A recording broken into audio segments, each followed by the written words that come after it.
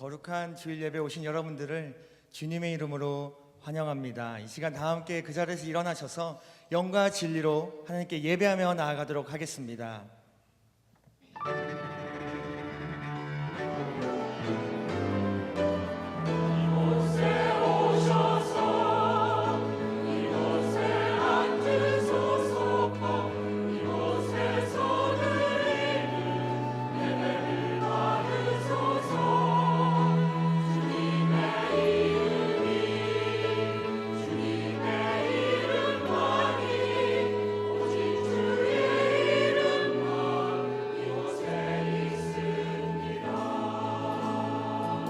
하늘의 문을 여소서, 하늘의 문을 여소서, 이곳을 주목하소서. 주를 향한 노래가 꺼지지 않으리. 하늘을 열고 보소서. 이곳에 임재하소서. 주님을 기다립니다. 기도의 향기가 하늘에 닿으니 주여 임재하여 주소서. 이곳에 오셔서 이곳에 앉으소서. 이곳에서 드리는 예배를 받으소서. 주님의 이름이 주님의 이름만이 오직 주의 이름만 이곳에 있습니다. 이곳에 오셔서 이곳에 앉으소서. 이곳에서 드리는 예배를 받으소서.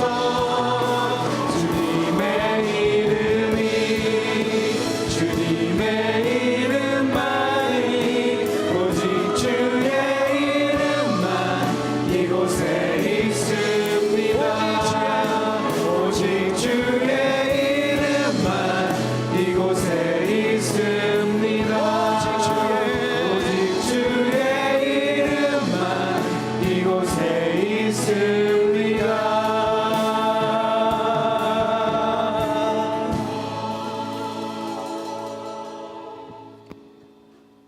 할렐루야. 그의 성소에서 하나님을 찬양하며 그의 권능의 궁창에서 그를 찬양할지어다. 그의 능하신 행동을 찬양하며 그의 지극히 위대하심을 따라 찬양할지어다. 호흡이 있는 자마다 여호와를 찬양할지어다. 찬양받기 합당하신 승리의 하나님, 주의 백성들이 함께 모여 주님의 위대하심을 찬양합니다. 주님을 경배합니다. 우리의 예배를 받아 주시옵소서. 거룩하신 예수님의 이름으로 기도드리옵나이다. 아멘. 할렐루야. 부활하시며 우리의 구원이 되신 하나님께 큰 영광의 박수를 드리기 원합니다. 할렐루야. 함께 박수치며 우리 찬양받기 합당하신 주님을 찬양드리십시다.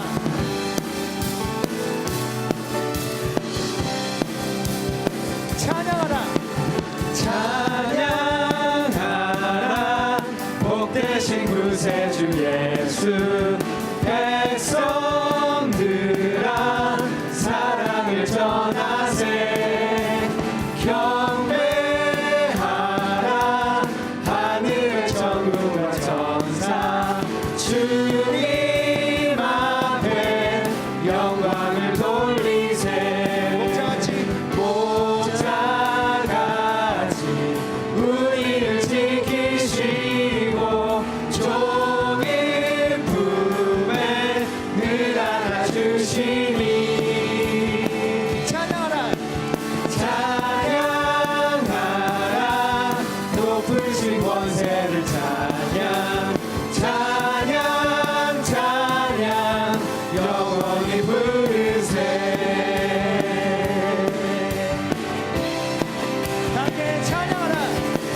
찬양하라.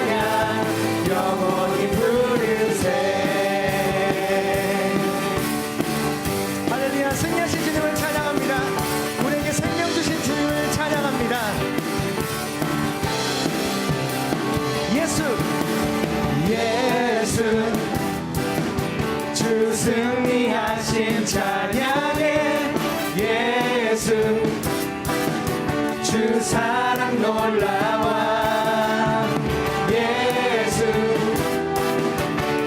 자유 주신 기뻐해 예수 생명을 주셨네 다시 한번 예수 주 승리하신 찬양해 예수 주 사랑 놀라워 예수 자유 주심 기뻐해 예수 생명을 주셨네 구원의 주님 자유케 하셨네 모든 죄의 멍에를 주라게 들이셨네 우리 기뻐해 승리의 주님 우리 마음 주께 나가네 예수 주 승리하신 찬양해 예수 주 사랑 놀라워 예수 자유 주신 기뻐해 예수 생명을 주셨네 주님의 성령 주님의 성령 내 안에 계시니 담대히 주께 나가 능력을 얻어내 주인재 안에서 문제는 사라져 우리 마음 주께 향하네 예수 주 승리하신 찬양해 예수 주 사랑 놀라워 예수 자유 주심 기뻐해 예수 생명을 주셨네 다시 한번 고백하며 예수 주 승리하신 찬양해 예수 주 사랑 놀라워 예수 자유 주신 기뻐해 예수 생명을 주셨네 예수 생명을 주셨네 예수 생명을 주셨네 할렐루야 우리 인생의 능력 되신 주님을 찬양합니다 할렐루야 주님 오늘 높이 받아 주옵소서 할렐루야 아멘. 다 함께 자리에 앉으셔서 찬양하며 나아가겠습니다.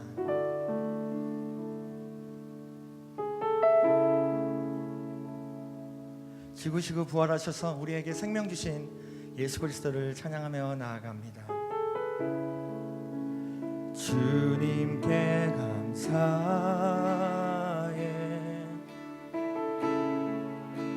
생명 주신 그 사랑 내 부끄러운 죄를 사하시고 놀라운 은혜 주네 주님께 감사해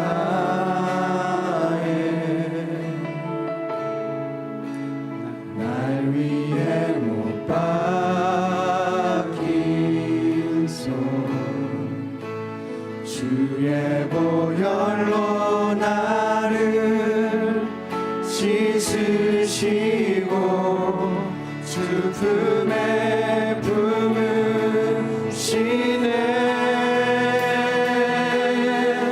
존귀한 어린 양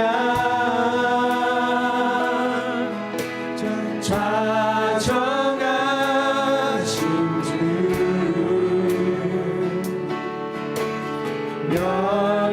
면류관 쓰신 주님 날 다스리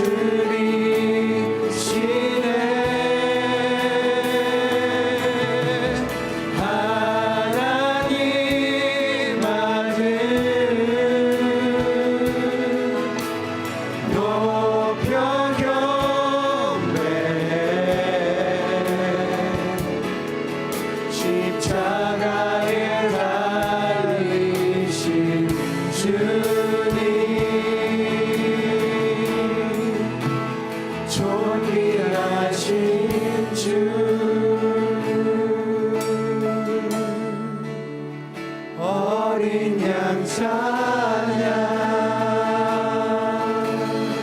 주님께 감사해. 주님께 감사해. 생명 주신 그 사랑, 생명 주신 그 사랑,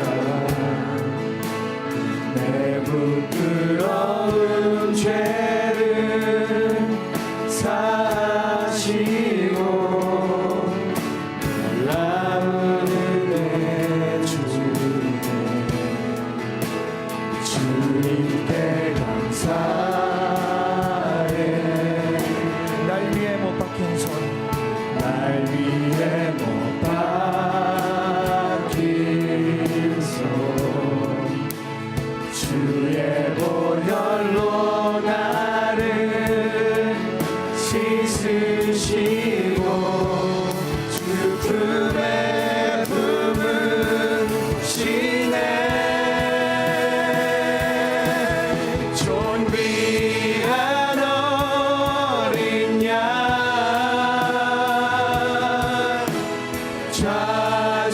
좌정하신 주,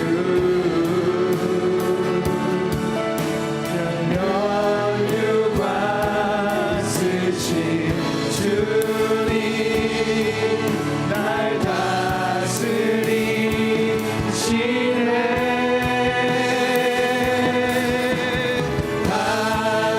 하나님 아들 높여 경배, 십자가에 달리신 주님, 존귀하신 주, 어린 양 찬양.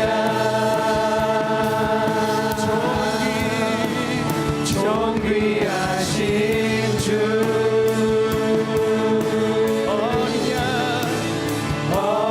양 찬양.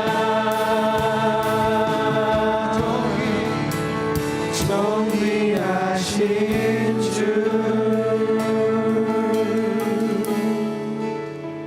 어린 양 찬양.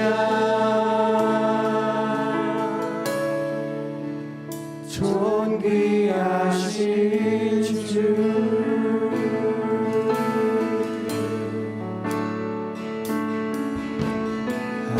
하나님 어린 양 독생자 예수, 날 위해 죽으신 주님,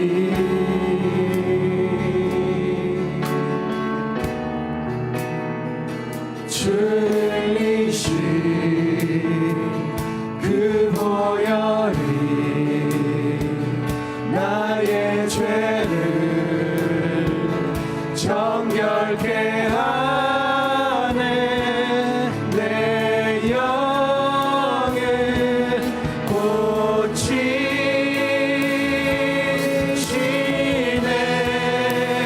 송축하리라.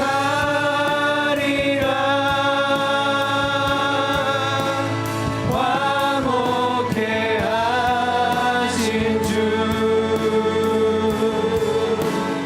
나의 모든 죄 깨끗게 하셨네. 송축하리라. 송축하리라.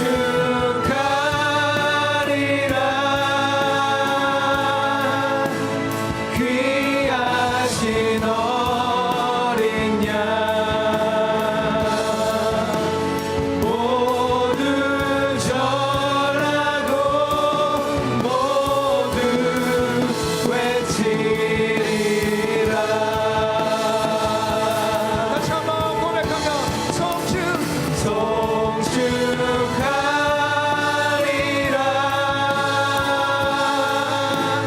화목해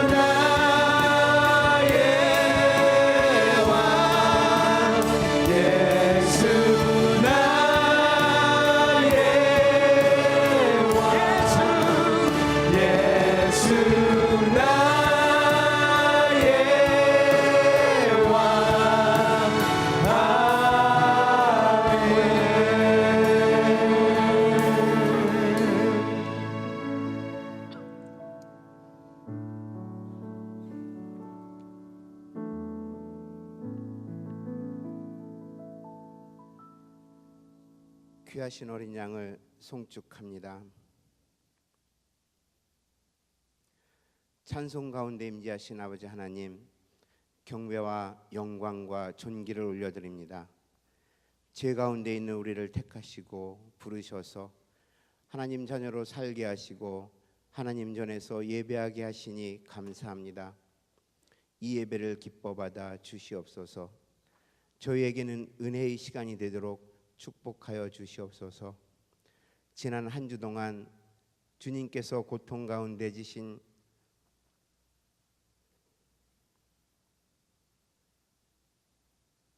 그 십자가가 저희를 향하는 하나님의 사랑이었음을 다시 깨닫게 하시니 감사합니다.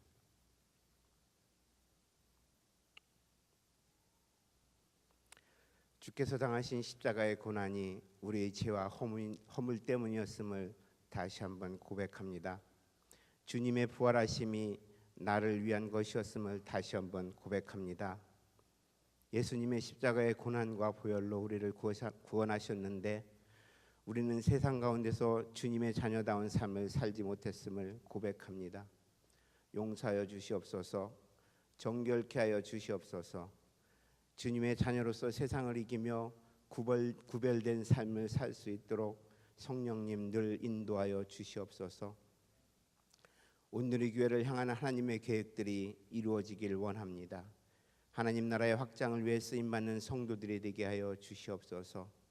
이재훈 목사님을 은혜 가운데 붙들어 주시고 영육간에 강건케 하시어 하나님께서 맡긴 사명들을 잘 감당케 하여 주시옵소서. 밴쿠버 온누리 교회에 세우신 이한규 목사님과 동역자들을 지켜주시고 성령 충만하게 하시어 귀한 성도들을 하나님의 영적 군사로 키워나갈 수 있도록 지혜와 열정을 부어 주시옵소서. 특별히 차세대를 위해 기도합니다. 어려서부터 하나님의 말씀으로 교육되어 한평생 살아가는 동안 그 말씀을 기준으로 삼고 살아가게 하여 주시옵소서. 차세대를 담당하는 교사들을 축복하시어서 천하보다도 귀한 생명 하나하나를 양육할 때에 두렵고 떨리는 마음으로 감당하게 하여 주시옵소서. 우리 교회에서 여러 모양으로 드려지는 예배들이 풍성해지기를 원합니다. 섬기는 분들을 축복하시고 하나님이 주시는 능력으로 감당케 하여 주시옵소서. 내일부터 시작되는 특별 새벽 기도회를 통해 하나님께 더 가까이 가는 귀한 시간이 되기를 원합니다. 페루 아웃리치에 하나님이 동행하여 주시어서 은혜 가운데 감당하게 하옵소서.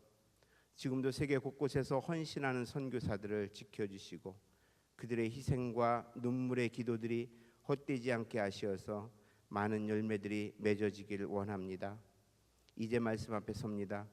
목사님을 통해 선포되는 하나님의 말씀이 우리의 마음밭에 새겨지게 하시고 승리하는 삶을 살아가도록 하여 주시옵소서. 하나님의 자녀로 살아가는 것이 때로는 힘들고 손해보고 억울함일 때도 있겠지만 또 우리의 삶이 고단하여 앞이 보이지 않을 때도 있지만 그때마다 우리에게 소망을 주신 주님의 십자가를 바라보며 인내하며 승리하게 하여 주시옵소서. 우리를 위해 십자가에 달리시고 죽으시고 부활하신 우리 주 예수 그리스도의 이름으로 기도를 드립니다. 아멘.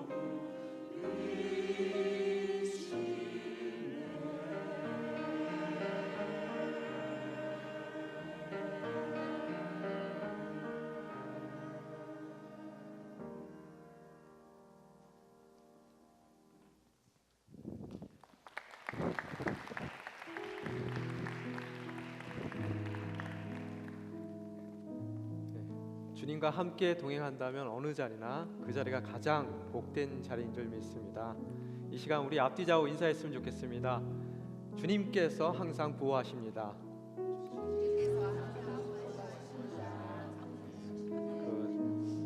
그 겉면에 마음을 담아 우리 서로 축복하겠습니다. 평화 하나님의 평강이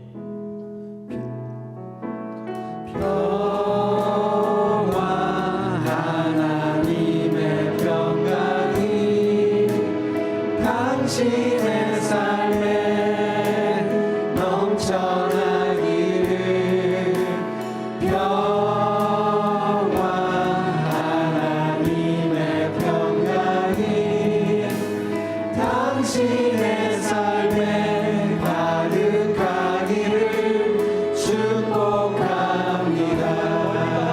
은혜 하나님의 은혜가 은혜 하나님의 은혜가 당신의 삶에 넘쳐나기를. 은혜 하나님의 은혜가 당신의 삶에 가득하기를 축복합니다.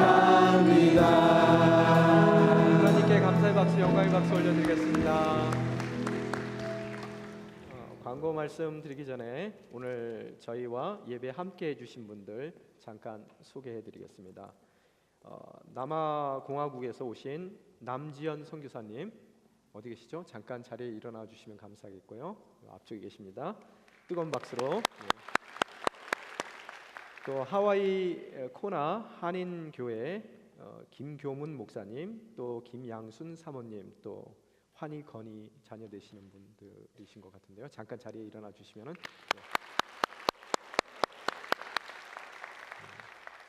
또 우리 한규왕 형제님, 우리 김미경 자매님 남편 되시는데요. 잠깐 자리에 일어나 주시겠어요? 예, 여기 계시네요.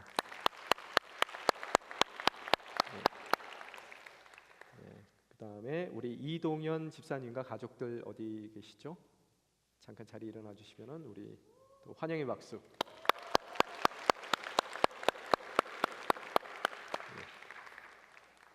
밴쿠버 특징인 것 같아요. 많은 분들 오시고 또 많은 분들 출타하시고요, 그죠? 여름에는 교회 소식 전해드리겠습니다. 여러분 받으신 주보 참조해 주시고요. 특별 새벽 기도회가 있습니다. 내일서부터 한 주간 있는데요. 월요일서부터 금요일까지는 저희가 코키틀람 처소에서 5시 30분에 모이도록 하고요. 또 6시 토요일 날은 랭리 비전 센터에서 6시에 모이도록 하겠습니다. 토요일 날은 저희가 맛있는 아침 식사가 준비되어 있습니다. 오셔서 함께 또 교제하실 수 있는 그런 기회 갖길 원합니다. 또한 9월 10일 수요일 수요 목양 예배 이후에 상반기 결산 보고가 있습니다. 교회 살림살이 또 어떻게 교회가 진행되는지 전반적인 것을 나눌 터인데요. 관심 있으신 분들 참석해 주셔서 함께 또 나누고 또 중보할 수 있는 시간 갖길 원합니다. 아들람 협동 농장 협동 작업 계속해서 진행됩니다. 여러분 들어오시면서 보셨겠지만요, 열무김치 저희 판매하고 있습니다. 하나에 5불씩이고요. 한정 판매입니다. 90개 지금 있습니다. 여러분 구매해 주시고요. 저희 열무 아들람 농장에서 기른 열무입니다. 그래서 농약 하나도 안 쳤고요. 무공해 또 무농약 열무입니다. 그래서 여러분 맛있게 만들었으니까요.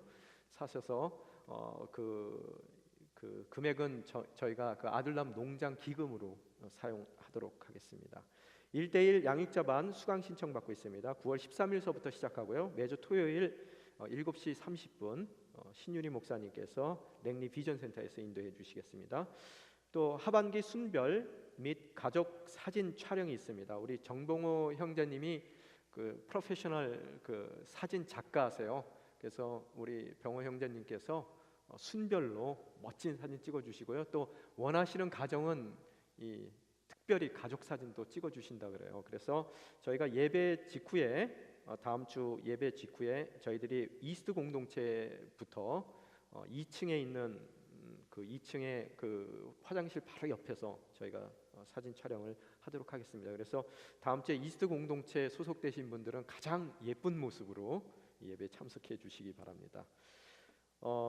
갈렙 공동체 모임 있습니다. 9월 7일 주일 1시 30분입니다. 또 밴쿠버 어머니 학교 11기 등록 신청 받고 있습니다. 그 다음 주서부터군요. 토요일하고 주일 2주간 진행되는데요. 무슨 엄마 노릇을 하는데 학교까지 다녀야 되느냐라고 말씀하실 수 있는데요. 아버지 학교의 경우에도 보니까 아버지들이 배워야 될 것이 너무 많더라고요. 배운 분하고 안 배운 분하고 다릅니다. 정말로 진정한 가정의 어머니로서 또 믿음의 어머니로서 특히 어떻게 예쁜 가정을 꾸며 나가실지 또 예쁜 아내로서의 모습을 어떻게 갖춰야 될지 여러분 함께 해주시고요. 특별히 제가 알기로는 이기복 목사님 아주 이 어머니 학교에는 굉장히 기둥과 같은 그런 분이신데요. 직접 오셔서 한국에서 오셔서 이 어머니 학교 인도해 주시는 걸 알고 있습니다. 여러분 많이 참석해 주시고요. 끝나고 나서 나가실 때 밖에 저희들 그 데스크가 안내 데스크 신청 데스크가 있으니까요. 신청서 작성해 주시고 참석을 해 주시면 너무 감사하겠습니다. 우리 섭섭한 뉴스가 있습니다. 우리 그동안 함께 믿음 생활 해 주셨던 우리 조세현 집사님 가정이 8월 28일 그 북쪽으로 이주를 하십니다. 그 직장 관계로 이주를 하시는데요. 여러분 어디 조세현 집사님 어디 계시죠? 잠깐 자리에 일어나셔서 두 분 일어나시면 뜨거운 권면의 박수 또 축복의 박수 드리겠습니다. 우리 조 집사님께서 그동안 모아놓으신 여러 가지 성경 자료들 밖에 전시되어 있습니다. 여러분 보시고요. 또 정말로 눈으로 한번 보시는 거는 좀 다르니까요. 그래서 도움을 받으시고 또 질문 있으시면은 우리 조 집사님께 문의 부탁드리겠습니다. 또한 우리 그동안 우리 차세대 섬겨주셨던 팀장으로 섬겨주셨던 박미선 집사님 가정도 돌아오는 목요일 9월 4일 목요일에 한국으로 다시 귀국을 하십니다. 여러분 그 가정 위해서 기도해 주시고요. 지금 아마 차세대에 가 계실 텐데요. 만나시면은 또 권면의 말씀 또 축복의 말씀 전해 주시기 바랍니다. 오늘 간식은 우리 이상철 집사님, 이은자 집사님 가정 가운데서 김상철 집사님, 이은자 집사님 가정 가운데서 섬겨 주시겠습니다. 랭리 8순인데요. 우리 범사에 감사하는 마음으로 섬겨 주시는데 이 가정의 감사의 내용이 뭔지 떡 나누시면서 함께 여러분 그 감사의 제목들 나눠 주셨으면 감사하겠습니다. 나머지 광고들은 여러분 광고지 교회 소식란 참조해 주시고요. 수요 목양 예배 또 목요 열린 예배 계속 진행되고 있고요. 긍휼 사역팀 봉사자 계속해서 모집하고 있습니다. 찬양 선교팀 많은 사역들 진행되고 있고요. 큐티 사역팀 방원들 모집하고 있습니다. 또 열린 새신자 예배, 열린 예배, 목요 열린 예배 사역자 모집하고 있습니다. 우리 김경래 집사님께 문의 부탁드리고요. 또 오늘 아름다운 찬양을 해주신 우리 주 향한 성가대 각 파트별로 단원들 모집하고 있습니다. 여러분 많이 한국으로 귀국하셔가지고 이 대원들 숫자가 많이 줄었거든요. 그래서 여러분 많이들 참석해 주시고요. 특히 특별히 이렇게 음악에 재능이 없으시다 하더라도 정성이 있으시면 됩니다. 우리 유동현 집사님께 문의 부탁드리겠습니다. 이상입니다. 오늘 허락하신 하나님 말씀 함께 읽겠습니다. 창세기 2장 18절서부터의 말씀입니다. 18절서부터 25절입니다. 한 절씩 교독하겠습니다. 여호와 하나님께서 말씀하셨습니다. 사람이 혼자 있는 것이 좋지 않으니 내가 그에게 알맞는 돕는 사람을 만들어 주겠다. 그래서 여호와 하나님께서 흙으로 온갖 들짐승들과 공중의 온갖 새들을 다 빚으시고 그것들을 아담에게로 데려오셔서 그가 어떻게 이름을 짓는지 보셨습니다. 아담이 각 생물을 무엇이라고 부르든지 그것이 그의 이름이 됐습니다. 아담이 모든 가축과 공중의 새와 모든 들짐승에게 이름을 지어 주었습니다. 그러나 아담은 자기에게 알맞는 돕는 사람을 찾을 수 없었습니다. 여호와 하나님께서 아담을 깊은 잠에 빠지게 하시니 그가 잠들었습니다. 하나님께서 그의 갈비뼈 하나를 취하시고 살로 대신 채우셨습니다. 여호와 하나님께서 아담에게서 취하신 갈비뼈로 여자를 지으시고 그녀를 아담에게 데려오셨습니다. 아담이 말했습니다. 드디어 내 뼈 가운데 뼈요 내 살 가운데 살이 나타났구나. 이가 남자에게 취해졌으니 여자라고 부를 것이다. 그러므로 남자가 자기 아버지와 어머니를 떠나 그 아내와 결합해 한 몸을 이루게 되는 것입니다. 함께 읽겠습니다. 아담과 그의 아내가 아멘. 예, 오늘 에덴 동산에서 무슨 일이 일어났는지를 함께 여러분과 나누고자 합니다. 한국에 요새 계속해서 캐나다와 마찬가지로 경제적인 그런 어려움 가운데 있게 되니 많은 남편들이 직장에서 또 사업터에서 큰 고충을 당하는 것 같아요. 그래서 그 어려운 상황 가운데에서 가족의 생계를 책임지기 위하여 부단히 노력은 하지만 그 노력대로 일은 잘 안 되고 또 하고자 하는 의도대로 일들이 풀려나가지 않는 그런 상황 가운데 또 점점 능력의 한계를 느끼고 자꾸 도태되어 간다는 그런 느낌 가운데에서 또 사람들이 무심결에 내뱉는 그런 무시하는 말, 또 질책하는 이야기들, 또 마음을 어렵게 하는 그런 상황 가운데 내몰릴 때 큰 상처를 받게 되는 것이고 또 마음대로 뭔가 일이 진척이 안 되는 그런 상황 가운데 쌓이는 스트레스 가운데 그들이 집에 들어와서 많은 경우에 그 가족들에게 가장 사랑하는 그 가족들에게 똑같이 자기가 겪었던 그런 수모의 말들 또 모욕하는 말, 멸시하는 말들을 사랑하는 가족들에게 정말 갑갑한 마음 가운데 쏟아내는 그런 일들이 많은 것 같습니다. 그래서 상담을 하다 보면은 교회 다니시는 그런 권사님들도 그런 말씀을 하세요. 아유, 제발 남편 짜증 좀 안 듣고 살았으면 좋겠다고. 남편이 너무너무 화를 내서 힘들어 죽겠다. 뭐 이런 말씀들을 하시더라고요. 그래서 남편 보기가 두렵다라는 말씀을 하시는데 여러분 어떻습니까? 우리들의 이야기는 아니죠. 여러분 밖에서 일을 할 때 뭔가 일이 제대로 잘 되기만 한다면은 그 일 가운데 우리들이 정말로 잘 돼가는 그런 느낌 가운데서라도 즐거움으로 일을 할 터인데 하는 일마다 안 되고 또 우리들이 그 안 되는 일 가운데서 마음 가운데 드는 그런 자괴감, 그런 자책하는 그런 마음 때문에 마음도 힘들고 또 그렇다고 해서 주변 사람들이 그 일 하나 그런 거 하나 제대로 못하냐고 질책하고 무시하는 그런 말 가운데 우리는 많은 상처를 받게 되는 것이고 그 상처와 스트레스를 고스란히 집에 갖고 들어가서 아내와 자녀들에게 그런 상처받은 말들을 또 상처받을 수밖에 없는 그 말들을 우리는 쏟아내고 있지는 않은지 우리의 자신을 한번 돌이켜 봐야 되겠더라는 거예요.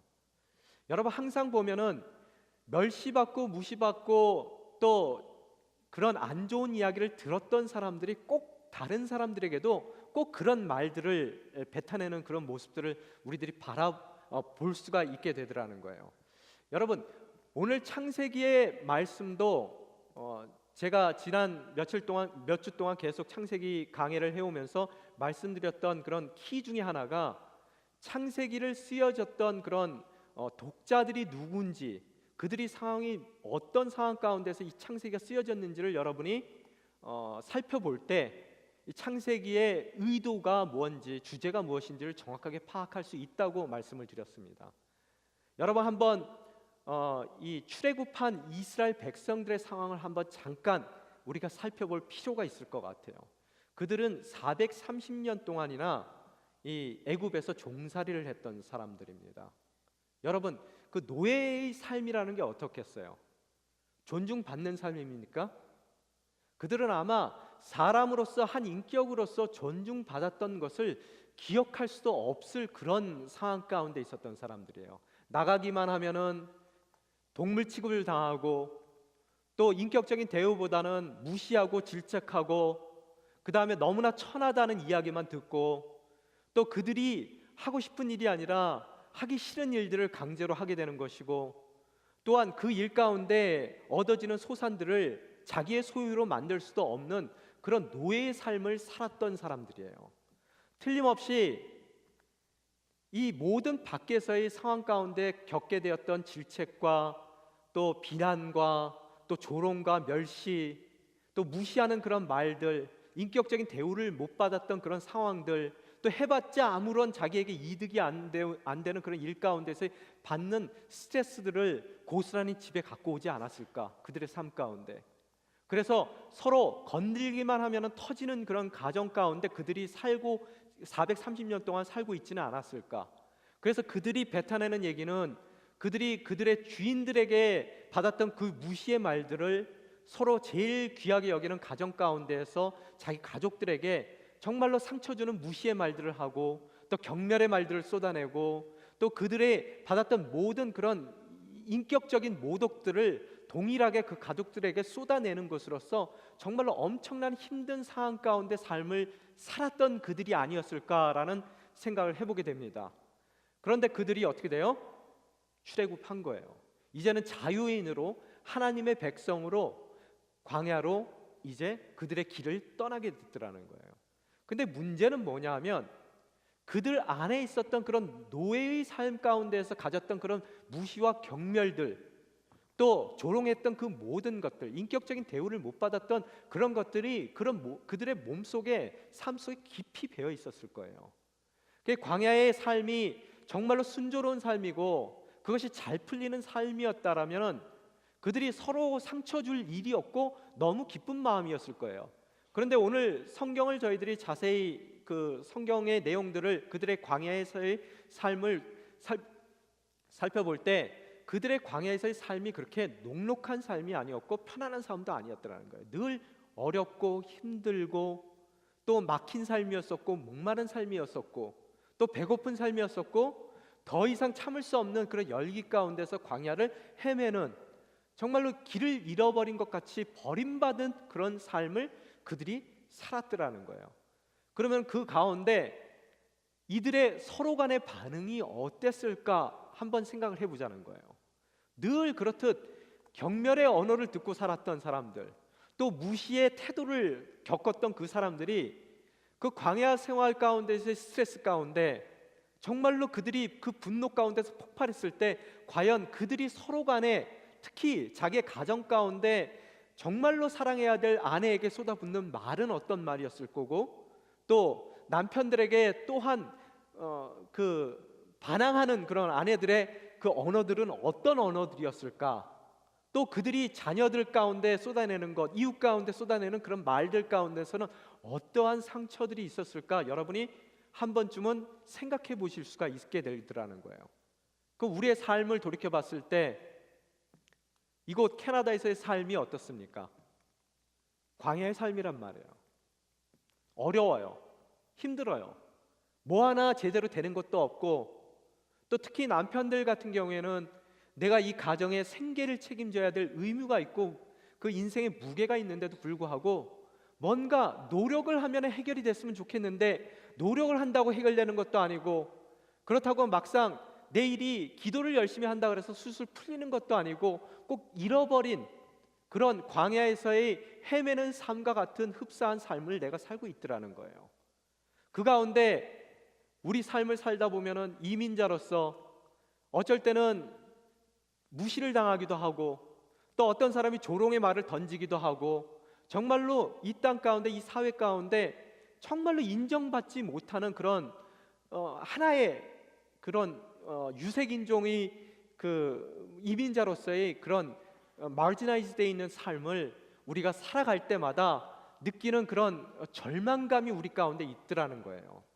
그래서 내가 밖에서 받는 그런 무시와 멸시, 또한 일을 해도 안 되는 그런 어려운 가운데서 쌓이는 그런 극도의 스트레스, 그것들이 집에 가서 분노로 표출이 돼서 인정받지 못하는 나의 인생 가운데 화로 표출이 돼서 행여 우리가 정말로 귀히 여기고 또 소중히 여겨야 되는 그 가족 가운데에서 우리가 안 해야 될 경멸의 말들, 또 무시의 말들, 또 조롱의 말들, 경멸의 말들을 우리가 행여 쏟아내고 있지 않는가. 그러면서 나도 작아지고 내 자존감도 무너지고 또 주변에 내가 가장 귀히 자존감을 세워줘야 될 내 가족들의 그런 자존감까지도 다 무너뜨리는 그런 삶을 살고 있지 않는가, 우리가 한번 돌이켜 봐야 되겠더라는 거예요. 왜 이런 말씀을 드리냐 하면은 패밀리 비즈니스를 한단 말이에요.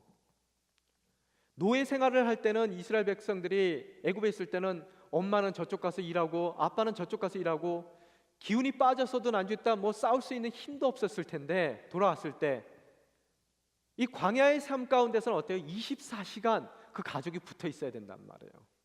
모든 것을 다 겪어야 된다는 거예요. 그 어려운 상황 가운데. 그런데 경멸받고 무시받았던 삶의 태도는 그 안에 있더라는 거예요. 패밀리 비즈니스도 어때요? 가장 이 이민 생활 가운데서 잘 살아남을 수 있는 방법이 패밀리 비즈니스인데, 그걸 하다 보면은 늘 붙어 있단 말이에요.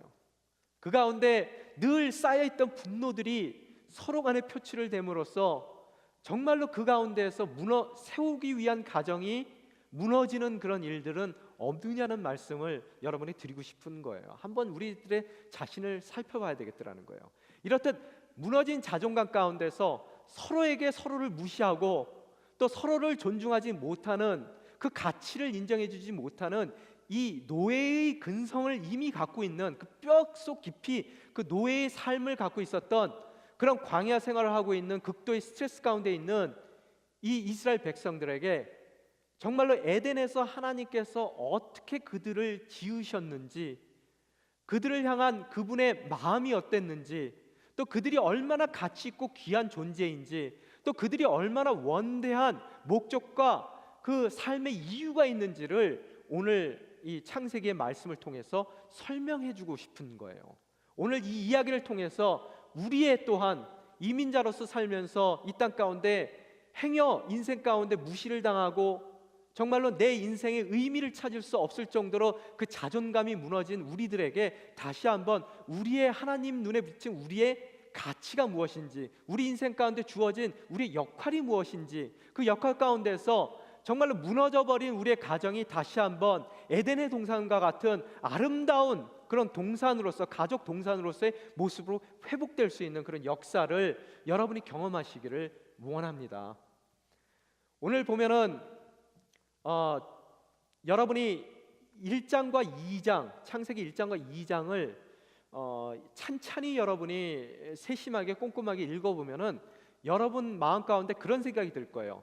목사님, 창세기 이 천지창조에 대한 이야기가 1장에 나온 얘기하고 2장에 나온 얘기하고 좀 달라요. 도대체 이게 왜 다른 거죠? 이게 두 가지 다른 세계의 창조입니까? 다른 인간의 창조가 두 번이 있었던 거예요?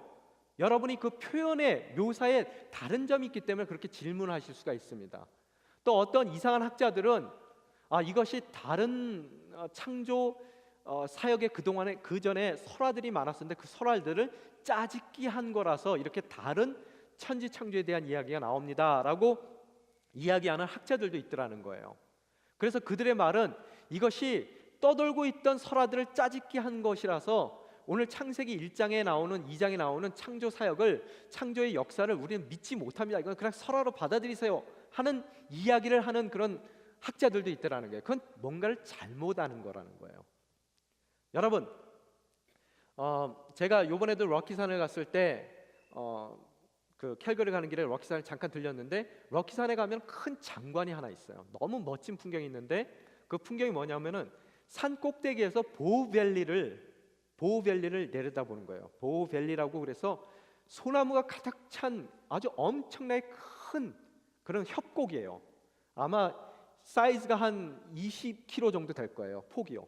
그 폭 20km 된 그런 밸리가, 계곡, 협곡이 여러분 눈앞에 한 수십 킬로 쫙 펼쳐져 있어요. 그래서 멀리서 보면은 그 협곡을 내려다볼 때 정말로 장관입니다. 소나무들이 빽빽하게 차 있는데 느낌이 이게 꼭 양탄자, 초록색 양탄자를 깔아놓은 그런 느낌이 들어요. 너무너무 웅장하고 멋지고 너무 큰 그 모습에 경탄을 한다는 거예요. 그러면 거기 앞에 가족들을 세우고 사진 촬영을 합니다. 사진 촬영을 하는데 그 큰 모든 그 협곡을, 보우밸리를 다 사진기에 담기 위해서는 가족들이 요만하게 보여요. 조그맣게. 그래서 그 엄청난 광경을 다 사진을 담으려면은 식구들이 요만하게 보이기 때문에 일단 그렇게 한번 찍는단 말이에요. 그 찍어 놓으면은 밸리는 보여요. 엄청난 큰 웅장한 밸리는 보이는데 내가 정말로 보기 원한 식구들의 얼굴은 잘 안 보여요. 그래서 다시 한번 어떻게 해요? 사진기를 줌인 합니다. 이렇게 확대시켜서 가족들이 얼굴이 잘 보이게 해서 사진을 한 컷 더 찍더라는 거예요. 그 문제는 뭐냐면 첫 번째 사진에는 그 웅장한 밸리는 다 들어오지만 가족들의 얼굴이 너무 조그맣게 보이는 것이고, 또한 두 번째 사진은 줌인해서 가족들의 얼굴은 다 확실하게 보이지만 어떻다고요? 뒤에 배경이 하나도 안 보이더라는 거예요. 큰 웅장한 배경이. 오늘 똑같은 얘기예요. 1장에서는 개괄적인 이야기를 하기 때문에 창조의 전체의 그림을 다 보여주는 거예요. 그 엄청난 천지창조의 모든 모습들을 다 한눈에 보여주더라는 거예요. 그렇지만 어떻다고요? 그 천지창조 가운데서 정말로 하나님께서 보여주고자 하는 그런 자녀의 모습은 너무 조그맣게 보이더라는 거예요. 그래서 2장에 넘어와서 어떻다고요? 하나님께서 줌인 하시는 거예요. 확대해서 그 에덴 동산에서의 그 자녀된 우리 아담의 모습을 확대해서 보여주시기에 어떻다고요? 그 배경들이 너무나 조그맣게 축소돼 버리더라는 거예요. 그런 의미에서 여러분이 생각하신다면은 이 1장과 2장의 차이점을 이해하실 수가 있을 것 같습니다. 그럼 2장에 나온 내용은 그 중심에는 우리 아담이 위치를 하고 있는데요. 창조 세계 가운데서 가장 중요한 아담이 거기에 위치를 하고 있는데, 그 아담을 만약에 지금 이 오늘 우리가 읽은 이 내용을 한편에 연극으로 얘기한다면 그 배경이 뭐냐는 거예요. 연극의 배경 어디예요? 에덴 동산이라는 거예요. 그죠? 이 에덴 동산이 어디에 있습니까? 질문이 나와야 돼요. 오늘 보면은 10장에 보면은 에덴 동산에 대한 위치에 대해서 얘기가 나오는데요. 자막 준비됐으면 띄워주시고요. 10절에 보면은 강 하나가 에덴으로부터 나와, 그렇게 써 있어요. 그 강 하나가 에덴 동산으로부터 나왔는데 그 물줄기가 원천이 돼서, 그 강줄기가 원천이 돼서 네 갈래의 강을 이룬다라고 나와요. 그래서 첫 번째 강 이름이 뭐냐 하면은 11절에 비손이고요. 두 번째 강 이름이 13절에 나오는데 기혼이라는 강이 나오고, 또 세 번째 강이 티그리스 강, 네 번째 강이 유프라테스 강이라는 거예요. 여러분 앞에 나온 비손과 기혼이라는 그런 강은 이 현대 시대에는 존재하지 않는 이름들입니다. 아마 그 당시에는 있었겠죠. 이렇듯 강의 이름이 정확하게 내 강의 이름이 표현된다는 얘기가 뭐냐면 이 에덴이라는 이야기가 설화가 아니라는 얘기예요. 실제적으로 그 위치에 존재했었던 그런 동산이라는 것을 뜻하고 있습니다. 그런데 지금 여러분이 읽은 세 번째와 네 번째 강, 티그리스 강과 유프라테스 강은 여러분이 아는 강이란 말이에요. 그럼 목사님, 그럼 그 지역에 에덴 동산이 있는 거예요? 그럼 거기 가면 우리가 에덴 동산을 찾을 수 있는 겁니까? 여러분이 물어보실 수가 있더라는 거예요. 이 강의 이름은 지금 현재 우리 가운데 남아 있습니다. 그런데 문제는 뭐냐면 그 강이, 지금 우리가 부르는 그 강이 그 강인지에 대한 확신은 없다는 거예요. 어떠한 증거도 없어요. 왜? 노아의 홍수 이후에 모든 지형이 다 바뀌어 버렸어요. 지구에 있는 모든 지형이. 그래서 예전에 불렀던 티그리스 강이 지금의 티그리스 강인지, 또 유프라테스 강이 지금의 유프라테스 강인지 누구도 장담을 못한다는 거예요. 아마 노아가 그 강의 이름을 알기 때문에 그 강을 그 근처에서 그렇게 불러서 그 강의 유래가 그렇게 됐을 수도 있는 거예요. 그래서 그 위치는 정확하게 모르지만 한때 이 땅 가운데 존재했었던 그런 동산이라는 거예요. 그 동산에 누가 주인공으로 서 있습니까? 아담이 주인공으로 서 있더라는 거예요. 근데 그 아담의 창조된 내용을 보게 되면은 7절에 보면은 하나님께서 땅의 흙을 취해서 그 흙으로 사람을 빚었다라고 나옵니다. 여러분 아시는 것 같이 우리는 흙으로 된 존재라는 거예요. 그래서 아담이라는 그 이름 자체가 원래 아다마라는 그런 흙이라는 단어예요. 아다마라는 그 히브리어 흙을 지칭하는, 먼지를 지칭하는 단어 가운데서 아담이라는 이름이 나왔더라는 거예요. 그래서 흙으로 만든 존재이기 때문에 사람이라는 뜻의 아담이라는 이름도 사람이라는 뜻입니다. 다른 이름인 게 아니에요. 사람이라는 뜻의 이름을 우리들이 받게 된 거예요. 그래서 어떤 사람들은 그래요. 아담이라는 말 자체가 사람이라는 일반 동사인데 그러면 이 얘기가 옛날에 한 사람이 살았는데 라는 그런 옛날 얘기, 설화 같은 얘기 아닙니까? 일반 동사로 어떻게 사람 이름이 그 사람이 있다는 것을 우리가 역사적인 사실로 알 수 있습니까? 라고 또 이것을 부인하는 사람들이 있는데요, 첫 번째 사람입니다. 그 사람이 이름이 사람이기 때문에 우리가 사람이라고 불리는 거예요. 그래서 일반 동사가 고유명사화된 것이 아니라, 고유명사같이 사용된 것이 아니라 어때요? 그 고유명사 아담이라는 이름 자체가 어떻다고요? 그들의 후손들을 부르는 일반 명사로 확대돼서 사용됐다고 여러분이 생각을 하시면 되겠더라는 거예요. 그런데 흙으로만 빚은 것이 아니라 여러분, 또 흙으로 빚은 거는 다른 것에 비해서, 여러분 흙으로 빚었다는 얘기는 도대체 무슨 얘기입니까? 손으로 빚었다는 얘기예요. 여러분 중요한 것은 우리가 말로 하지 않습니다. 어떻게 해요? 직접 손수하세요. 이해가 됩니까? 그래서 흙으로 빚었다는 것은 하나님께서 손수 정성을 들여서 우리를 빚으셨다는 얘기예요. 손수하셨다는 얘기입니다. 또한 없는 그런 말씀으로 창조하신 것이 아니라 이미 창조된 그런 물질 가운데에서 하나님께서 그 물질을 사용하여 우리를 만들어 주셨다는 얘기예요. 이 얘기는 뭐냐면 뭐든지 더 좋은 재료로 사용하게 되면은 더 좋은 작품이 나오게 되는 거예요. 그래서 하나님이 손으로 그 흙을 사용했다는 얘기는 세상의 어떤 피조물보다 우리가 더 이 refined 돼 있는 존재라는 이야기고요. 또 그것을 손수 빚으시면서 우리 인생을, 또 우리의 모습만 빚어주신 것이 아니라 우리 인생 또한 그분께서 손수 빚어주실 정도로 우리가 가치 있는 존재라는 것을 말씀하고 계시더라는 거예요. 그런데 빚은 그 육신만 갖고 있는 것이 인간은 아니죠. 정말로 그 흙으로 빚은 그 모습이, 형상이 인간이 되기 위해서는 뭐가 필요합니까? 그 다음 얘기가 뭐라고요? 하나님께서 그 코에 뭐를 불러주셨다고요? 생기를 부어주셨다는 거예요. 호흡을 넣어주셨다는 거예요. 그분의 영혼을 불어넣어 주셨다는 얘기거든요.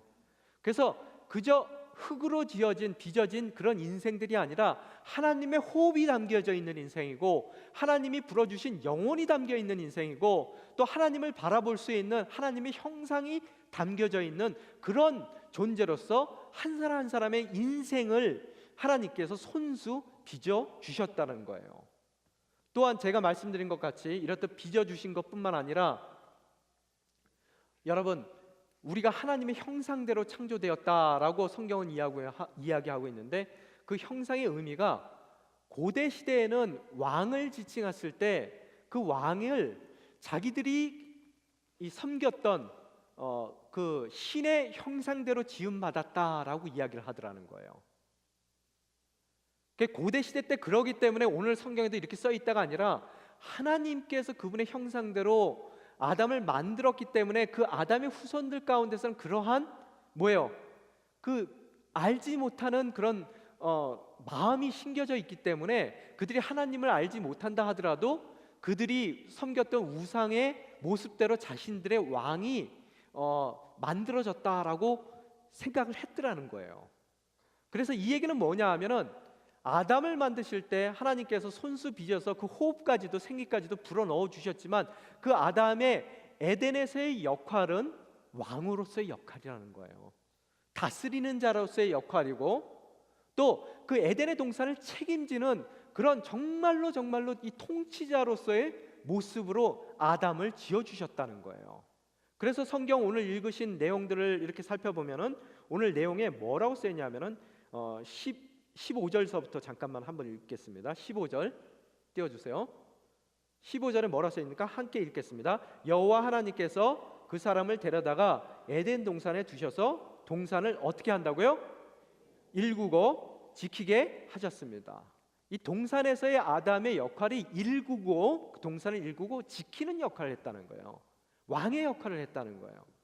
또한 더 나아가서 오늘 읽은 본문 말씀 중에서 19절에 보면은, 19절 보겠습니다. 함께 읽겠습니다. 그래서 여호와 하나님께서 흙으로 온갖 들짐승들과 공중의 온갖 새들을 다 빚으시고 그것들을 아담에게 데려오셔서 그가 어떻게 된다고요? 어떻게 이름을 짓는지 보셨다는 거예요.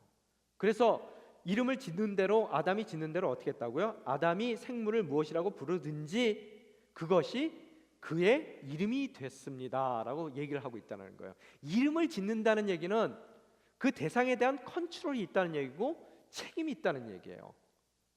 여러분, 강아지 입양할 때 강아지 이름 누가 짓습니까? 누가 지어요? 옆집에 가가지고 죄송한데 제가 강아지를 한 마리 입양했는데 강아지의 이름을 하나 지어 주시겠습니까? 뿌잉뿌잉. 그래요? 아니죠. 주인이 짓는단 말이에요. 그래서 여러분, 아기를 낳았을 때도 그 아기의 이름을 누가 지어요? 조부모들이 짓든지 아니면 부모님들이 짓더라는 거예요. 그 얘기는 뭐냐면 그 아기에 대한 책임감이 나에게 주어진 것이고 그 아기의 삶 가운데 내가 그가 잘 성장할 수 있도록 그를 가꾸어주고 성장할 수 있는 모든 것을 책임져 줘야 될 그런 직분이 나에게 주어졌다는 얘기라는 거예요. 본질을 결정해 주는 거예요. 그래서 성경에 보면 하나님께서 아브라함이라고 이름을 바꾸어 주시는 것이고 사레도 사라라고 이름을 바꿔 주시는 것이고 또 여러분이 잘 아시는 것 같이 야곱을 앞으로는 야곱이라 하지 마라. 너의 본질을 이스라엘이라 하라라고 하나님께서 그 본질을 결정해 주시더라는 거예요. 그렇듯 우리가 이 땅 가운데 피조 세계 가운데서 하나님께서 지으신 모든 것의 본질을 결정하고 그 결정된 그들의 그런 삶의 존재들을 우리가 지켜내주고 일구어주고 또 그들이 잘 그 창조의 의도에 맞게끔 그들이 삶을 살아낼 수 있도록 아름다운 충만한 피조 세계가 될 수 있도록 이 땅을 다스리는 왕으로서 세워진 인물들이라는 거예요. 노예가 아니라는 거예요. 아무리 여러분 인생 가운데서 여러분이 무시받는다 하더라도 여러분 인생 가운데서 여러분이 정말 하찮게 여기는 그런 대상이 되더라도 여러분이 잊지 말아야 될 것이 바로 이 에덴에서의 하나님께서 여러분 가운데 주어지신 그런 형상을 여러분이 결코 잊어서는 안 된다는 거예요. 너무나 가치 있는 인간들이라는 거예요. 우리가요. 이해가 되셨습니까? 바로 그 얘기를 하더라는 거예요. 그래서 아담이 이렇듯 왕노릇을 하고 있는데 그 본질의 이름들을 다 이야기하고 있는데 오늘 20절 잠깐만 띄워주시겠어요?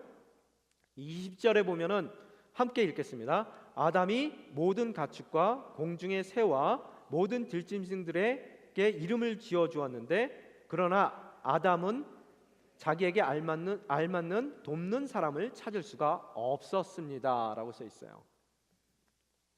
이 얘기가 무슨 얘기예요? 내가 지금 모든 생물들을 하나님께서 내 앞으로 다 가지고 오세요. 그래서 이름을 정할 때마다 부를 때마다 그게 그의 이름이 돼버린단 말이에요. 그런데 두 쌍씩 왔을 것 같아요. 한 쌍씩이요. 그러니까 둘씩 암수가 같이 왔을 것 같아요. 그것들을 보면서 얘네들은 다 둘이네. 왜 나는 하나지? 또한 얘네들은 서로 이렇게 잘 돕네. 왜 나는 돕는 배필이 없지? 그런 마음이 들었을 것 같아요. 하나님께서 한꺼번에 둘을 한꺼번에 창조하신 게 아니거든요. 아담을 먼저 창조하셨단 말이에요. 그래서 그 마음 가운데 왜 나는 돕는 배필이 없기 때문에 한글 개역 개정에 보면 돕는 배필이라고 써 있는데요. 없게 나를 이렇게 창조하셨을까? 나는 돕는 배필이 필요한데 라는 마음을 가졌을 것 같아요. 근데 여기서 여러분이 하나 질문하셔야 된다는 거예요. 무슨 질문이에요? 왜 하나님께서 한꺼번에 둘을 만드시지 않으셨느냐는 거예요. 쌍으로 만들었으면 처음서부터 좋았을 텐데 왜 안 만드셨냐는 거예요. 남자를 먼저 만들고 그 후에 여자를 만드셨냐는 거예요. 그 이유는요, 여러분, 정말로 자기가 절실히 자기의 돕는 배필이 필요할 때까지 그 필요성을 느끼고 절실히 느낄 때까지 기다린 거예요. 간절함이 있을 때까지. 항상 저는 어렸을 때 보면 저희 아버님이 어머님은 뭘 척척 잘 사주셨어요. 엄마 이거 필요해요 그러면 탁 금방 사주셨는데 저희 아버님은 정말 안 사주셨어요. 그래서 뭘 사달라고 얘기하면 3개월 이상 걸려요. 그걸 끊임없이 졸라야지만 3개월 정도 지나면 그때 사주세요. 그 이유가 뭔가 나중에 물어봤더니요, 정말로 필요하다면 3개월 동안 계속 졸른대요. 그건 정말로 저한테 필요한 거예요. 절실한 거예요. 그렇지만 있어도 그만, 없어도 되는 그만, 그냥 마음에 끌려가지고 아 이거 하나 사주세요. 그러면은 그거는 안 사주면은 한 달 내에 다 없어진다는 거예요. 그 마음이. 그래서 필요 없는 쓸데없는 것을 사주지 않고 정말로 간절했을 때 사줬을 때 그 가치를 더 느낄 수 있다라는 말씀을 하시더라고요. 정말로 그래서 한 1년 만에 얻게 되는 거라면은 너무너무 그게 가치 있어요. 정말 아까워서 쓰지도 못할 정도로 그렇게 귀히 여기는 마음이 있더라는 거예요. 그 여자를 늦게 창조하셨다는 얘기는 그의 절실함 가운데서 그 절실함이 돕는 배필에 대한 절실함이 있을 때까지 하나님이 기다려 주셨다는 거예요. 그 절실함 가운데서 하나님께서 그 돕는 배필을 주시는데 오늘 또 성경에 보면은 18절에 보세요. 18절에 보면 뭐라고 써 있어요? 여호와 하나님께서 말씀하셨습니다. 사람이 혼자 있는 것이 좋지 않으니 내가 그에게 알맞는 돕는 사람을 만들어주겠다라고 하나님께서 말씀을 하시는데요. 뭐라고요? 좋지 않으니라고, 보기에 좋지 않으니라는 그 단어가 들어가 있단 말이에요. 지금까지 읽은 성경에 보면은 항상 세상을 창조하시고 세상에 그 무엇을 창조하시더라도 하나님의 말 끝에는 뭐가 붙어요? 보기에 심히 좋았더라 이렇게 끝나는데 오늘 사람을 만들어 놓고 아담을 만들어 놓고 그 아담을 바라보시면서 뭐라 그래요? 좋지 않았다 그랬어요. 보기에 처음 좋지 않다는 단어가 창세기에 등장하는 모습이란 말이에요. 이 이야기가 뭐냐 하면 혼자 있는 것 자체가 잘못됐다는 얘기가 아니에요. 이 보기 좋지 않았다는 얘기는 원래 하나님께서 인간에 대한 창조에 대한 청사진이 있었는데 지금 아담 혼자 있는 이 모습 자체가 그분이 의도했던, 그분이 계획했던, 그분이 진짜 창조의 목적으로 삼았던 그런 인간의 청사진과는 다른 모습이라는 거예요. 그러면 그 청사진의 모습이 뭐예요? 남녀가 함께 있는 모습이라는 거예요. 그래서 그에게 어떻다고요? 돕는 배필을 만들어주겠다라고 말씀하시더라는 거예요. 여기 돕는 사람, 돕는 배필이란 말 자체를 들으면 여자분들이 그렇게 생각해요. 아 조금 기분 상하는데요. 왜 내가 돕는 배필입니까? 왜 내가 조력자예요? 내가 왜 시다발입니까? 이렇게 여러분이 생각할 수 있어요. 이거 기분 나쁘지 않습니까? 하나님이 남자와 여자를 동등하게 만들어 주셔야 되는데 왜 하나는 자기가 원하는 대로 나가는 거고 그 사람을 도울 수밖에 없는 그런 헬퍼로서 여자를 창조하셨습니까? 이건 뭐 남자를 선호하는 하나님의 이 잘못된 생각은 아니십니까? 뭐 이렇게 말씀하실 수도 있어요. 그거는 이 한글의 이 한계를 갖고 있기 때문에 그렇게밖에 표현 못한 성경의 그 단어 사용 때문에 그렇게 저희들이 오해를 할 수 있는데요. 여기서 돕는 배필이라는 단어가 단순한 조력자, 시다라는 소리가 아니에요. 이 얘기가 무슨 얘기냐면요. 시편에 보면은 하나님을 지칭했을 때 하나님을 돕는 배필이라는 에잘이라는 단어거든요. 에잘. 이 히브리 말로는요. 이 에잘이란 단어를 여자에게 사용했던 이 단어를 시편에 보면 하나님을 대고 사용하는 경우가 있더라는 거예요. 하나님을 지칭해서. 하나님이 돕는 자고 조력자라는 거예요.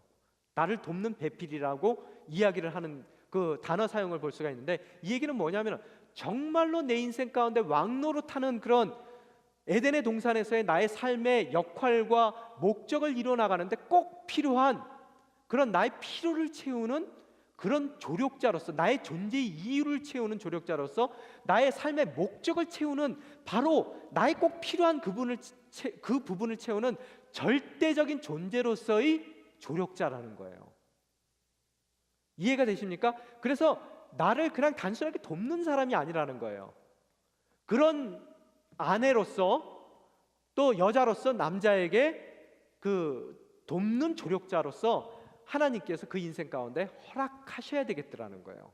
그래서 이게 높고 낮음 또 주와 부의 관계가 아니라 뭐라고요? 정말로 남자의 그 역할, 하나님께서 부어주신 그 역할을 채우기 위해 절대적으로 꼭 필요한 바로 그 존재가 여자임을 이야기하고 있더라는 거예요. 근데 그 여자를 만들 때 보면은 하나님이 뭐로 만드셨어요? 너무나 우리가 잘 아는 얘기예요. 갈비뼈로 만드셨죠? 그죠? 누가 그러더라고요. 갈비뼈를 빼가지고 만들었으면은 남자 여자 갈비뼈 숫자가 똑같은데 그게 말이 되냐라는 이야기를 하는 사람들이 있어요. 그건 그 사람이 참 무지함을 드러내는 거예요. 여러분, 제가 맹장 수술을 해서 맹장 떼놨다고 제 자녀들이 맹장 없이 태어납니까? 여러분, 떼낸 거는 유전 안 되는 거예요. 그죠? 그 아담은 갈비뼈가 하나가 좀 부족했을 거예요. 그렇지만 아담의 자녀들은 하나님이 처음에 아담을 창조한 것 같이 정상적인 갈비뼈 숫자를 갖고 태어나는 겁니다. 그 별걸 다 시비 붙여가지고 이게 아니라고 이야기를 하더라는 거예요. 여러분, 근데 왜 하필이면 하나님이 갈비뼈로 만들었을까요? 왜 만들어요? 갈비뼈로요. 머리뼈도 있을 거고 발뼈도 있는데 왜 하필이면 갈비뼈입니까? 왜 그래요? 누가 그러더라고요. 매튜 해리라는 그런 성서학자가 그러더라고요. 머리뼈로 만들지 않는 이유는 여자가 남자를 지배하지 않게 하기 위해서 하나님께서 여자를 머리뼈로 만드시지 않았고요. 또 남자에게 여자가 밟히지 않게 하기 위해서 여자를 남자의 발뼈로 만드시지 않았대요.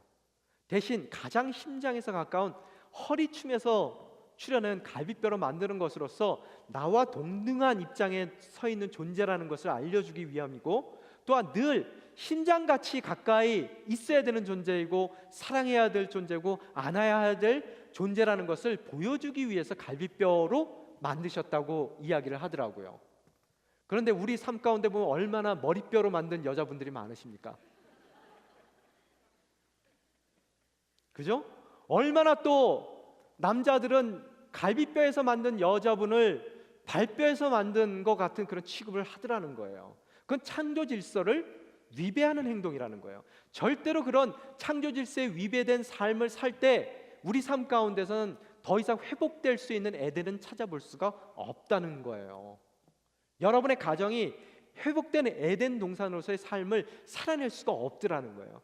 이 갈비뼈임을 여러분이 기억을 하고 계셔야 된다는 거예요. 또 갈비뼈, 여러분 얘기 나오니까 왜 하필이면 뼈예요? 여러분, 그 한국 도자기 창업주가 그 장로님이신 거는 알고 계시죠? 굉장히 독실한 기독교인이세요. 그분의 창업 이야기들을 이렇게 들어보면은 처음에 좋은 도자기를 만들기 위해서 얼마나 노력을 하는데 정말로 만들고 싶었던 도자기가 영국 도자기들이에요. 똑같은 그런 그릇을 만들고 싶었는데, 근데 영국 도자기들 보면 여러분 어때요? 이렇게 진열돼 있잖아요. 어디 만지지 못하게. 되게 비싸잖아요. 그리고 하얗잖아요. 왜 그래요?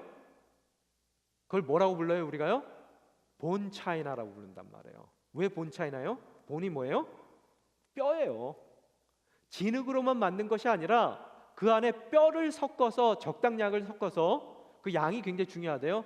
구워낼 때 정말로 하얀 빛깔의 예쁜 자기가 나오는 것이고, 자기라 그래서 그 자기가 아닙니다. 자기, 이 자기예요. 여보 자기가 아니에요. 뭐 그것도 나오죠, 그죠? 예. 그래서 그 자기가 나오는 것이고 그게 굉장히 강하대요. 그게 쉽게 깨지지가 않는다는 그런 이야기를 하더라고요. 그래서 여러분, 우리가 남자들이 그냥 차이나면은요, 질그릇이라면 여자들은 뭐라고요? 본 차이나라는 거예요. 질이 달라요. 한 질 위입니다. 여러분, 짜장면 시킬 때 본 차이나에다 담아 갖고 오지 않습니다. 그죠? 본 차이나의 위치가 있어요. 항상 귀하게 여기고 존귀하게 여김을 받아야 되는 것이고, 또한 늘 그 주방을 멋지게 장식하는 그런 본 차이나와 질그릇의 그 조화가 있어야 되더라는 거예요. 그래서 여러분, 이 남편 된 자들이 아내 된 자들을 봤을 때 어떻게 봐야 된다고요? 존귀히 여겨드려야 된다는 거예요. 화가 나고 짜증이 나고 되는 일 하나도 없고 사방에서 무시당하고 그래서 집에 와서 와 되는 게 아니라 어떻다고요? 아무리 내가 힘든 상황 가운데 놓인다 하더라도 집에만 오면 어때요? 본 차이나. 여신이에요, 여신. 그죠? 그래서 그런 본 차이나로 만드셨다는 거예요. 근데 오늘 또 성경에 보면은 하나님이 재웠어요, 남자를요. 그래서 왜 재웠을까? 아담을 재운 다음에 갈비뼈를 쓱 하고 빼셔가지고 그걸로 여자를 만들었다 그러는데 왜 해필이면 재웠을까? 왜 재웠을 것 같으세요?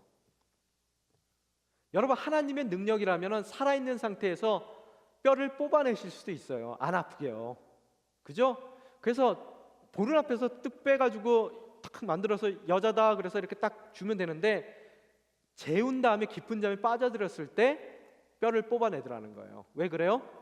여러분, 아마 남자가 깨어있는 상태에서 그 뼈를 뽑았으면 남자들이 그랬을 거예요. 내가 너 만들 때 내가 얼마나 힘들었는 줄 알아? 내가 이 갈비뼈 하나님 손이 쑥 들어올 때 내가 너 얼마나 고통을 참았는데, 배 아파서 애를 낳지만 나는 갈비뼈가 아파서 널 낳았다. 그죠? 이게 아마 여성의 창조에 대해서 자기가 큰 한몫을 한 것 같이 이야기를 하면서 그 여성의 주인 행세를 했을 거라는 거예요. 내가 군림하는 대상으로 생각을 했을 거라는 거예요. 그래서 하나님께서 아무것도 우리가 숟가락을 얹어서 그냥 곁다리로 갈 수 없을게끔 하기 위해서 남자를 재우셨다는 거예요. 그래서 동등한 입직 가운데서 여성을 만들었더라는 거예요. 그 여성을 만들어서 여성을 데리고 오니까 뭐라 그래요? 23절 한번 띄워주세요. 아담이 뭐라 그래요? 23절에 드디어 at last, 드디어, 얼마나 간절하게 기다렸어요. 드디어 나타났다는 거예요. 누가요? 내 뼈 가운데 뼈요, 내 살 가운데 살이 나타났구나. 여러분의 인생 가운데 그런 고백이 있길 원합니다. 여자분들은 최소한 아멘을 했어야 되는데 안 하셨어요. 예. 여러분의 삶 가운데 그런 고백이 있길 원합니다. 예. 여자 아내를 봤을 때 남자들이 뭐라 그래야 된다고요? 내 뼈 중에 뼈고 내 살 중에 살이로다. 여러분, 항상 사람이 좋아하는 것은 뭐예요? 자기 닮은 거 좋아해요. 애 태어났는데 자기 닮아 보세요. 더 정이 가는 거예요. 그죠? 근데 자기 아내를 봤을 때 자기하고 너무 똑같은 거예요. 그래서 자기보다 훨씬 뛰어난 본차이 나요. 너무 존귀한 거예요. 그동안 너무 애타게 나의 인생의 존재를 채워줄 수 있는, 이유를 채워주고 목적을 채워줄 수 있는 그런 정말 나의 절대적인 그 체험을 가능케 해주는 존재가 필요했는데 드디어 그 존재가 왔단 말이에요. 그러니까 뭐라 그래요? 내 뼈 중에 뼈요, 내 살 중에 살이로다. 자, 여기에 혹시 남편들, 아내 옆에 있는 분들, 그분들은 지금 아내를 바라보면서 얘기하겠습니다. 뭐라고요?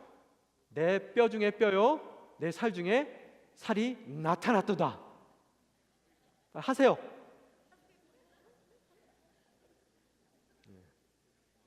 자, 아내들은 어떻게 해야 돼요? 미투. 정말로 귀한 존재란 말이에요. 그런데 이게 타락을 하다 보니까 어떻게 돼요? 타락의 이유가 어디 있습니까? 내 뼈 중에 뼈, 내 살 중에 살이 어떻게 돼요? 내 고난 중에 고난이요, 내 고통 중에 고통이로다. 내 인생의 가시 중에 가시고 내 원수 중에 원수로다. 결혼하기 전에는 어때요? 너만 있으면 되겠다. 결혼하고 나서 뭐라 그래요? 너만 없으면 좋겠다. 그게 에덴 동산에서 내쫓긴 우리의 모습이라는 거예요. 예수 그리스도께서 십자가에 못 박히신 그 보혈을 의지해 나갈 때 우리의 모든 것은 회복됩니다. 우리에게 잊혀졌던 에덴이 다시 복귀하게 되는 것이고, 우리 가정 가운데 주님께서 의도했던 그 에덴의 동산에서의 그 아름다운 모습이 회복되어져 가야 된다는 거예요. 우리의 인생 가운데 이 이스라엘 백성들이 겪었던 것 같은 그런 무시함과 경멸함, 또 노예로서 천대받았던 그 삶이 우리 삶 가운데 깊이 배어 있더라는 거예요. 또한 우리의 삶이 그 광야에서 헤매는 것 같은 어지러운 삶, 힘든 삶, 고난의 삶, 피곤한 삶, 스트레스 받을 수밖에 없는 그런 마음대로 안 되는 삶 가운데 놓여 있어요. 때로는 우리가 집에 돌아와서 그 정말 인정받지 못한 그 분노가 폭발하고, 또 마음대로 안 되는 그런 안타까움이 폭발해서 행여 우리가 받았던 무시와 또 분노의 언어들, 또 경멸의 언어들, 또 멸시 언어들을 쏟아붓고 있지는 않는지, 정말로 나의 뼈 중에 뼈, 살 중에 살인 그 대상들을 향해 엄청난 그 상처의 말들을 쏟아붓고 있는지, 잊고 있지는 않는지, 또 그 말을 들었을 때 나의 자괴감, 나의 존재감이 무너져 버리고 정말로 무너진 가정 가운데서 아이들까지도 허덕이는 그런 삶을 살게 하고 있지는 않는지, 우리들의 삶을 한번 돌이켜보기를 원합니다. 여러분이 아무리 힘든 어려운 상황 가운데 있다 하더라도 그 하나님께서 태초에 여러분에게 허락했던 존귀함을 잊지 마시라는 거예요.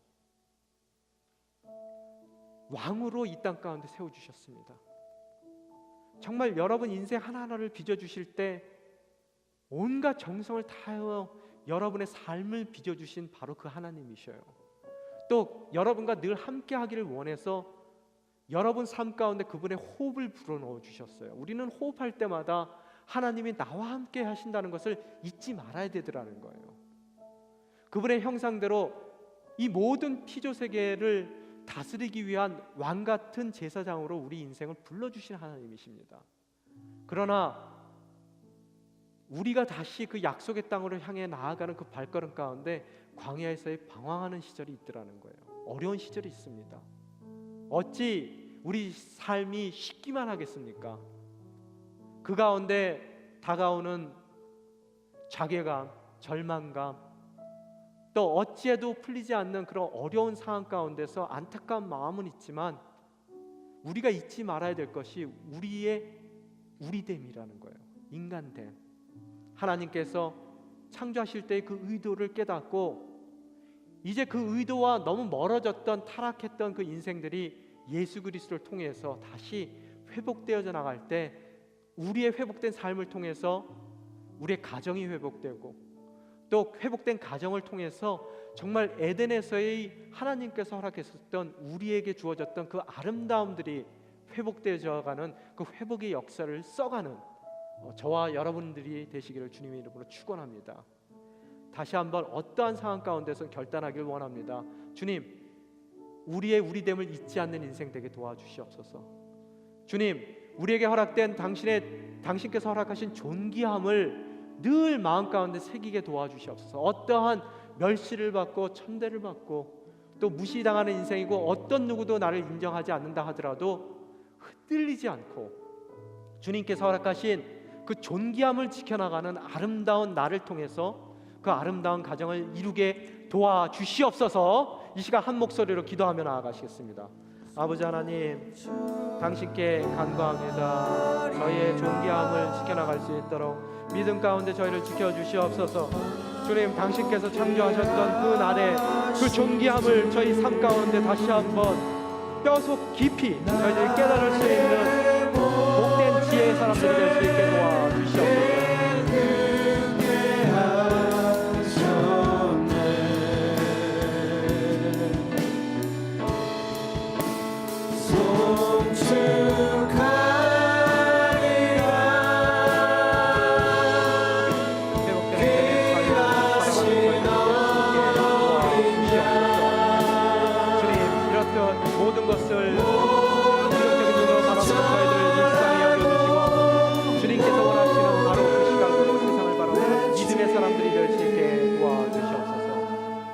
아버지 하나님 감사합니다.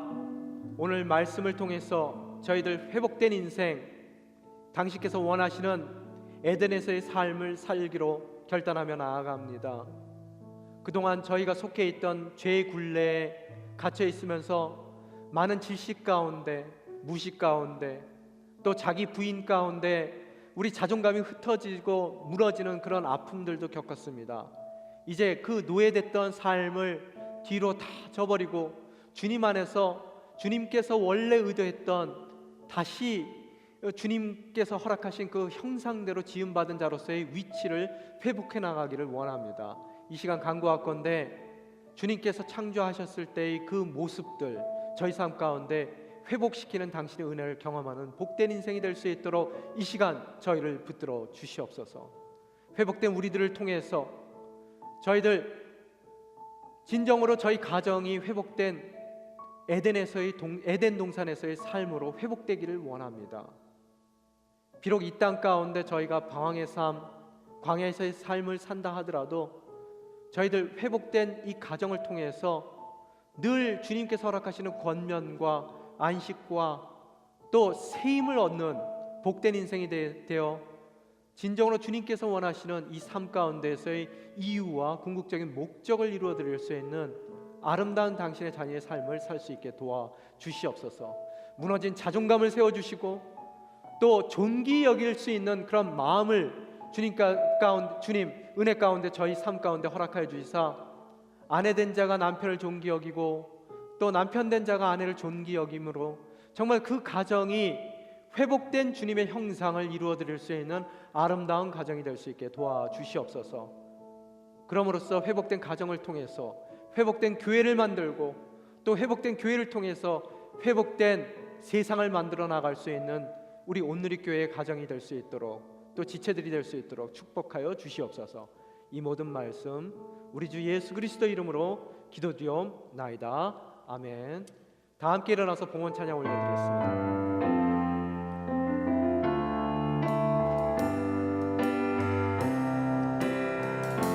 주님 내가 여기 있사오니 나를 보내소서. 나의 맘 나의 몸 주께 드리오니 주 받으옵소서. 주님 내가 여기 있사오니 나를 써주소서.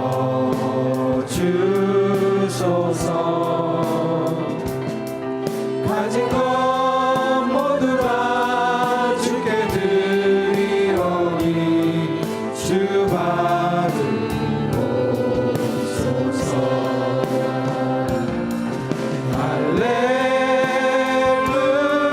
할렐루야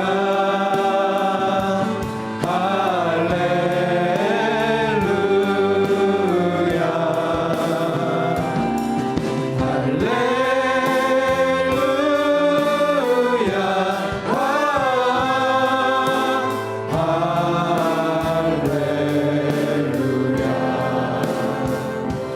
나를 받으옵소서.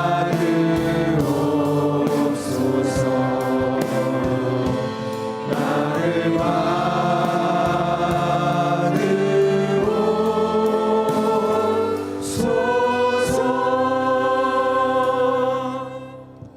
아버지 하나님, 오늘 주님께서 주신 그 말씀 저희 삶 가운데 붙들고 나아가기를 원합니다. 허물어진 이 인생, 모든 사람들이 무시하고 또 모든 사람들이 저희의 삶을 질타한다 하더라도 결코 흔들리지 않는 자존감이 회복되는 아름다운 인생으로 주님 변화시켜 주시옵소서. 변화된 저희를 통해서 이 땅 가운데 허락된 저희의 가정 가운데 회복된 에덴의 동산에서의 삶을 누려나가길 원합니다. 주님, 저희를 통해서 모든 가정 가운데 허락된 에덴에서의 기쁨을 저희에게 부어 주시옵소서. 어떠한 상황 가운데서도 흔들리지 않는 회복된 에덴에서의 삶을 통해서 이 땅 가운데 주님께서 불러주신 궁극적인 삶의 목적들을 함께 이루어나갈 수 있는 복된 저희들의 삶이 될 수 있도록 저희 삶을 인도하여 주시옵소서. 또한 저희가 이 예배에 임하며 어려운 환경 가운데서도 주님 빈손으로 오지 않고 주님께 귀한 예물을 구별해서 가지고 나왔습니다. 그 정성 어린 손길들 주님께서 기억하여 주시고 더욱 풍성함으로 주님 앞에 내어드릴 수 있는 인생 될 수 있도록 주님께서 그 삶을 차고 넘치도록 채워주시옵소서. 그 물질이 쓰이는 것마다 주님의 나라가 확장되는 역사를 주님께서 허락하여 주시옵소서. 이 모든 말씀 우리 주 예수 그리스도 이름으로 기도드리오며 지금은 우리 주 예수 그리스도의 은혜와 그 그 끝없는 하나님 아버지의 사랑과 성령님의 내조교통, 충만하심이 어떠한 상황 가운데서든 그 창조하신 그 창조의 때에 허락하신 그 깊은 넓은 자존감 가운데에서 흔들리지 않고 방황할 수밖에 없는 이 땅 가운데서의 삶 가운데서도 주님, 우리 가정 가운데 회복되는 그런 에덴의 동산의 기쁨을 누려나가기로 결단하는 여기에 머리 숙인 당신의 귀한 자녀들 머리 위에, 그들의 사업터와 직장과 그들의 가정 위에, 또한 그들이 갖고 있는 미래 계획 위에, 또 그들에게 허락된 가장 귀한 그들의 자녀들 머리 위에, 또 열방에 흩어져서 복음을 증거하시는 우리 선교사님들과 그들의 사역들, 또 그들의 가정 위에 지금서부터 영원히 함께 하시기를 축원하옵나이다.